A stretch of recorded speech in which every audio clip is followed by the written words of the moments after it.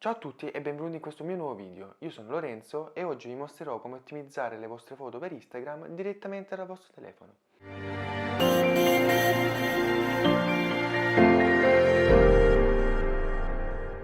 In un altro video vi ho già mostrato come ottimizzare le foto per Instagram utilizzando il computer. In questo caso vi mostrerò come ottimizzare le vostre foto direttamente dal telefono. Anche se scattiamo una foto dal telefono, questa foto avrà una propria risoluzione che è diversa rispetto a quella richiesta da Instagram. Come già detto, Instagram ha un proprio formato e una propria risoluzione. Il formato è 4 quinti o 5 quarti in base al verticale e orizzontale e la risoluzione è 1350 pixel lato lungo se verticale e 1080 se orizzontale. Quindi se vogliamo avere una foto in altissima qualità su Instagram, bisogna adattare la foto in termini di formato e di risoluzione. Per il nostro smartphone l'applicazione che ho ritenuto più opportuna è quella di fornire da Adobe stesso, che è Lightroom. Quindi scaricate Lightroom, create un account se già l'avete, accedete all'account e ora vi mostro come procedere. Aprite Lightroom, accedete alla libreria e cercate la foto che volete ottimizzare per Instagram. Io in questo caso sceglierò questa foto che è una delle ultime che ho scattato.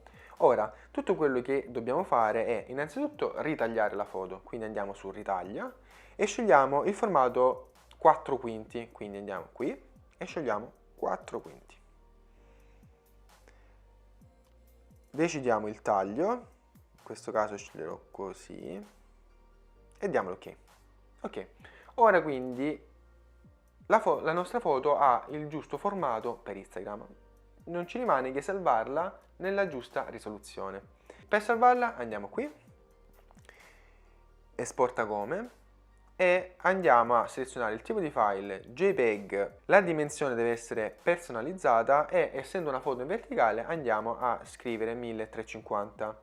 Nel caso di una foto orizzontale andiamo a scrivere 1080 pixel. Qualità dell'immagine andiamo a mettere l'80%. In più andiamo su altre opzioni e nello spazio colore mettiamo sRGB. Diamo l'ok e in questo caso poi la andremo ad esportare. Salviamo l'immagine e verrà salvata nella nostra galleria. Come potete vedere l'ottimizzazione per Instagram delle nostre immagini tramite il nostro telefono è veramente rapida e veloce. Con pochi passaggi siamo riusciti a tagliare la foto nel giusto formato e salvarla con la giusta risoluzione. In questo modo non avrete problemi sulla qualità dell'immagine e sarà sempre in alta definizione.